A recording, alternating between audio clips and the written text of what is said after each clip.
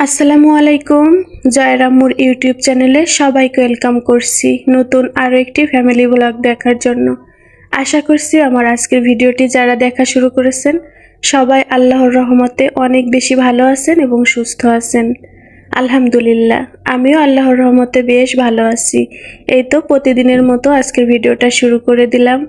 আমাদের গৃহিণীদের কিন্তু একটাই জাতীয় চিন্তা, কি রান্না করব, কোনটা রান্না করলে বাচ্চা পছন্দ করবে, আবার কোনটা রান্না করলে হাজবেন্ড খুশি হয়ে যাবে। সবার চিন্তা করতে করতে কিন্তু নিজের পছন্দের কথাই আমরা ভুলে যাই, তাই না? তো আমার কিন্তু একদমই সবজি খাওয়া হচ্ছে না। আমি জয়কে স্কুলে রেখে আসার পথে দেখলাম যে খুব সুন্দর সবজি পাওয়া যাচ্ছে মামাদের ভ্যানে। আমি পছন্দ মতো সবজি কিনে আনলাম। আজকে আমি আমার পছন্দের তরকারি রান্না করব।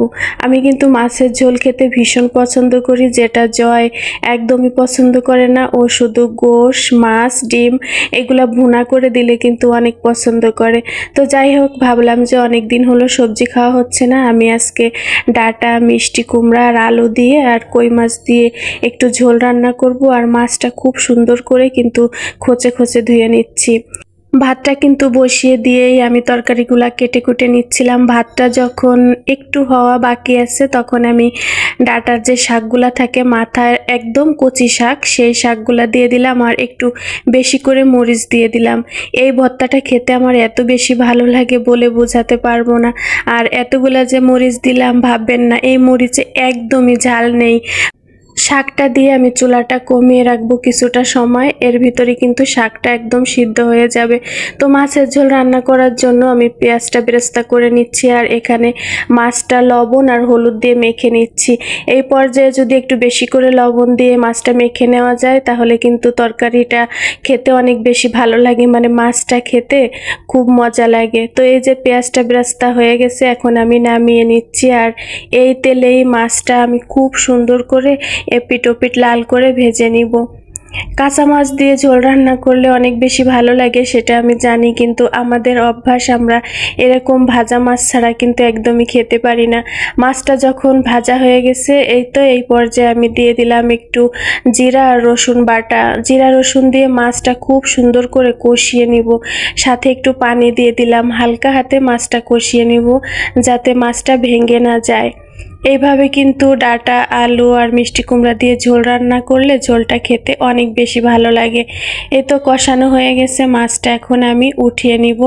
যে ডিশে আমি তরকারিটা বেড়ে নিব সেই ডিশেই উঠিয়ে নিচ্ছি।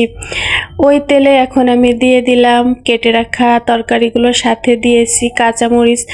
ঝোলেও কিন্তু অনেকগুলা মরিচ দিয়েছি, তবে ঝোলটা একদমই মানে ঝাল হয়েছিল না। সাথে দিয়ে দিলাম লবণ আর হলুদ।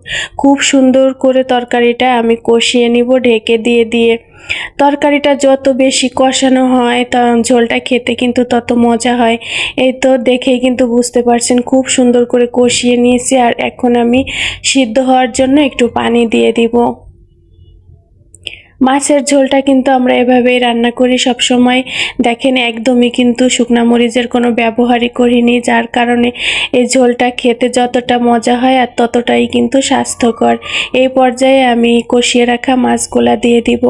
আর এই পর্যায়ে মাছগুলা দিলে কিন্তু ঝোলের টেস্টটা অনেক গুণ বেড়ে যায়। এখন আমি ঝোলের জন্য পানি দিয়ে দিচ্ছি। ঝোলের পানিটা আমি খুব সুন্দর করে ফুটিয়ে নিব আর এই পর্যায়ে আরও একবার একটু ঢেকে দিব। তরকারিগুলো দেখে কিন্তু বুঝতে পারছেন খুব সুন্দর সিদ্ধ হয়ে গেছে। আর ডাঁটা আর মিষ্টি কুমড়া কিন্তু সিদ্ধ হতে বেশি সময়ও লাগে না। এই তো ঝোলের পানিটা খুব সুন্দর করে ফুটে গেছে, এখন আমি বেটে রাখা মশলাটা দিয়ে দিচ্ছি। পেঁয়াজ বেরেস্তার সাথে একটু জিরা বেটে দিয়েছি, আর এই মশলাটা দেওয়ার কারণেই কিন্তু এই তরকারিগুলো অনেক বেশি মজা হয়। যারা আমাদের অঞ্চলের তারা কিন্তু জানে যে এই তরকারিটা খেতে কত বেশি মজা লাগে। আর কই মাছগুলোর ভিতরে কিন্তু ডিম ভরা ভরা, তরকারিটা খেতে অনেক টেস্টি হয়েছিল। এই তো রান্না বান্না শেষ করে নিয়েছি, এখন আমি দুপুরে ভাত খেয়ে নিব। আজ প্রচণ্ড ক্ষুধা পেয়েছে, তো জয়ের জন্য আর অপেক্ষা করব না। ভর্তা ভাত কিন্তু গরম গরম খেতেই বেশি মজা লাগে, যার কারণে এখন আমি ভর্তাটা মেখে নিয়ে ভাতটা খেয়ে নিব। ডাঁটা শাকটা খুব সুন্দর সিদ্ধ হয়ে গেছে, কাঁচামরিচ, পেঁয়াজ, রসুন দিয়েছি, সাথে দিয়েছি সরিষার তেল। এখন খুব সুন্দর করে চটকে মেখে নিব। গরমের দুপুর বেলায় এমন মজার খাবার থাকলে আর কি চাই। আলহামদুলিল্লাহ, আল্লাহ তোমার দরবারে অনেক অনেক শুকরিয়া এই রিজিকের জন্য। তো কথা বলতে বলতে আমি ভিডিওর একদম শেষ পর্যায়ে চলে আসছি। সবাই অনেক বেশি ভালো থাকবেন এবং সুস্থ থাকবেন, আমাদের পরিবারের জন্য দোয়া করবেন।